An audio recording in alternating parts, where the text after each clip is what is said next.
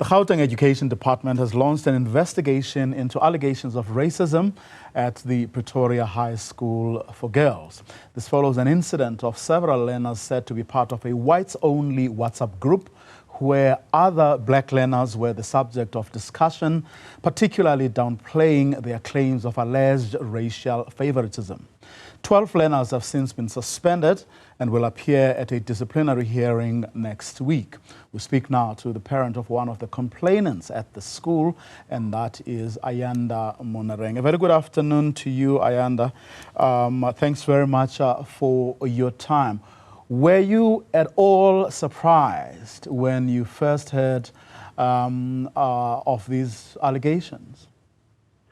I was a bit surprised, but you know, sometimes we downplay certain things and we think that because we are changed people, we don't treat people like that. We assume that everyone will act the way you're acting. So for me, it was a touchy topic, if I may say so. Isn't that what is the problem? The fact that we regard certain topics to be touchy, sensitive, which then allows for these sorts of things to continue and be perpetuated. True. I think we always maybe shy away from talking about these kind of topics as we see them to be sensitive topics. But I think that these are topics, I felt that this is a topic that we shouldn't be talking about this day and age, you know. When we drop off our kids in schools, we think that the teachers, the executives, even them themselves amongst the pupils, they will act accordingly with respect. But it's unfortunate that here we are again talking about the same thing. I remember when my daughter was doing grade 8, the class of 2020 matriculants, they were also having the same problem that year. And 5 years later, she's doing matric. She's also fighting the same issue that her matriculants at the time were fighting.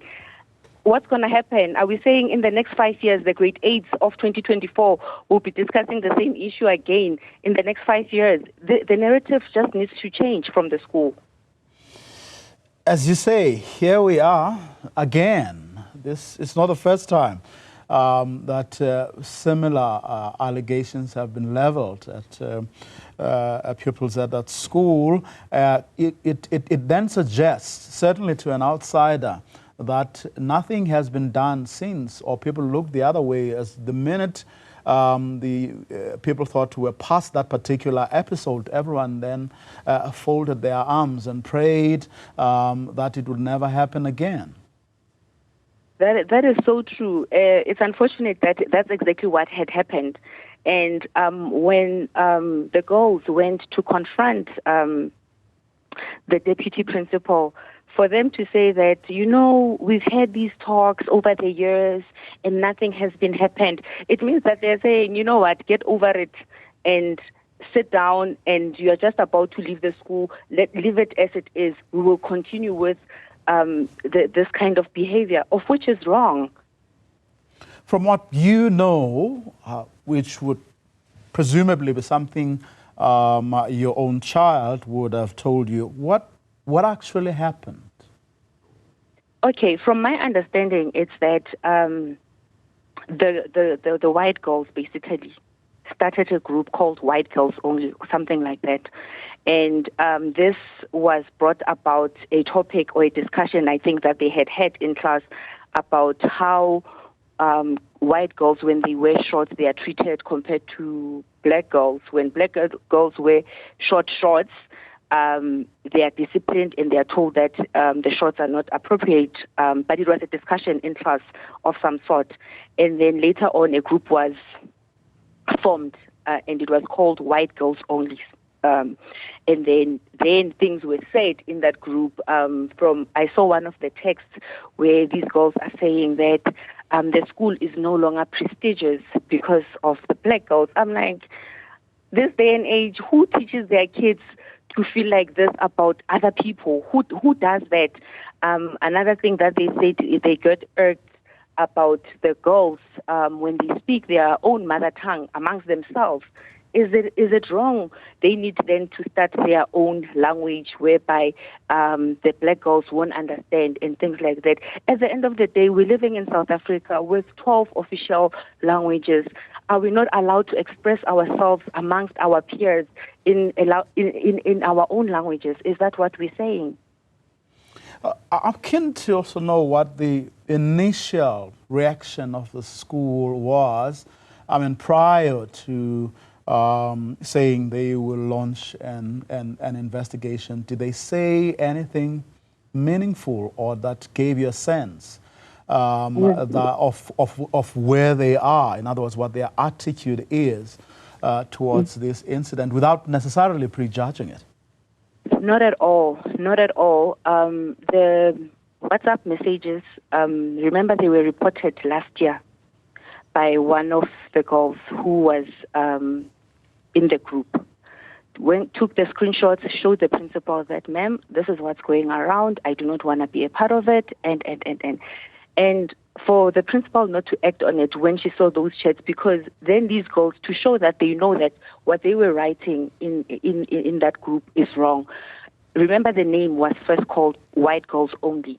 Then they decided that, no, one of them says, let's change the name, because should someone see this, we will get in trouble. So the fact that you know that you might get in trouble because of whatever it is that you guys are discussing in that group, it means that you know that what you're doing is wrong. Then the name was changed to the head girl's name. And then they said, we will not, let's not refer to them as blacks. Then they started to refer to them as they, them, those kind of things. I was like, but honestly,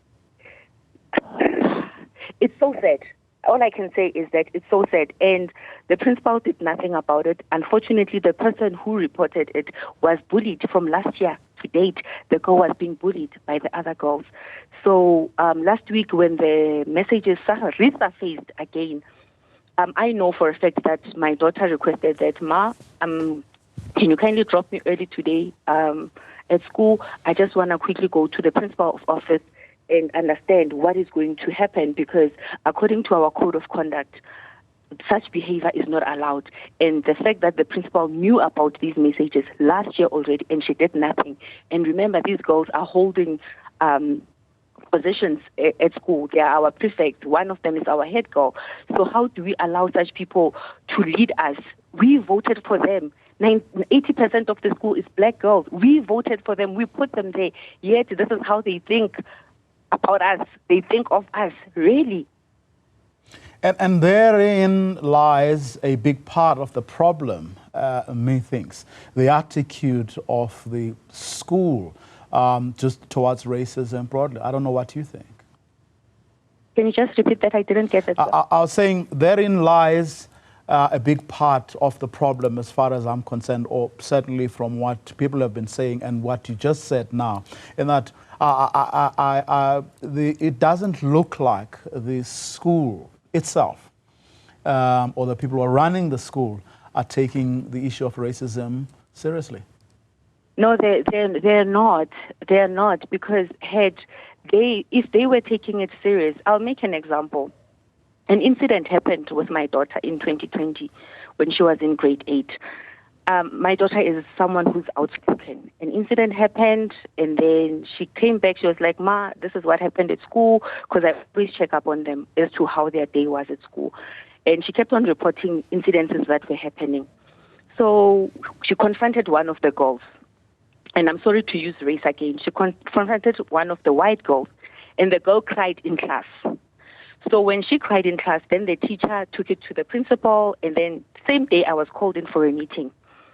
I went in for the meeting, and then my daughter said, this is actually the true version of the story. This is what happened, and. So I was like to them, the way you called me out? Are you going to now call the parents? Are we going to sit around the table and discuss a way forward? To date, I haven't received, they said they were going to come back to me, they're going to do an investigation, there will be a report that will be done. That never happened. That never happened to date. As you say that normally what we do, we just go along and we're like, okay, you know what, it's fine. It's over, it's dusted, let's just let it be. But until when are we going to let things be? I don't think also we should be apologetic about the use of black, white terms, especially in the context of what we are discussing. But just as a parting shot, we do also have a responsibility as parents, as civil society, as South Africans, to actually ask ourselves a question, which Angela Fick, someone who spoke to a little earlier, said was the problem. The fact that we preach values that we don't practice. And the question here is, what is making racism possible in South Africa today? Don't we have a responsibility outside of what we may demand of that school correctly? I think we do have the responsibility as parents, because I think above all else, this thing starts with adults. It filters down to the kids. This thing at the school, it started with executives, and unfortunately it filtered down. So my concern is that, or rather, I would like to see us as parents teaching our kids to be better people, to respect each other, you know, and they shouldn't look at color and things like that. And for the school to understand that they're individual girls that are going to the school, coming from different backgrounds. Can we just honor and respect one another, have unity? You know, those are the things that we should be preaching. Those are the things that we should be teaching our kids. It's unfortunate that one is being called, you know, to discuss such issues instead of being called as to how do we move as a nation with regards to our economics and. Ayanda Monareng, let me thank you very much for your time. She's a parent of one of the pupils who have complained about racism at Pretoria High School for girls. Not the first time, of course, that this particular school has been, or people at the school have faced similar allegations before. Up next is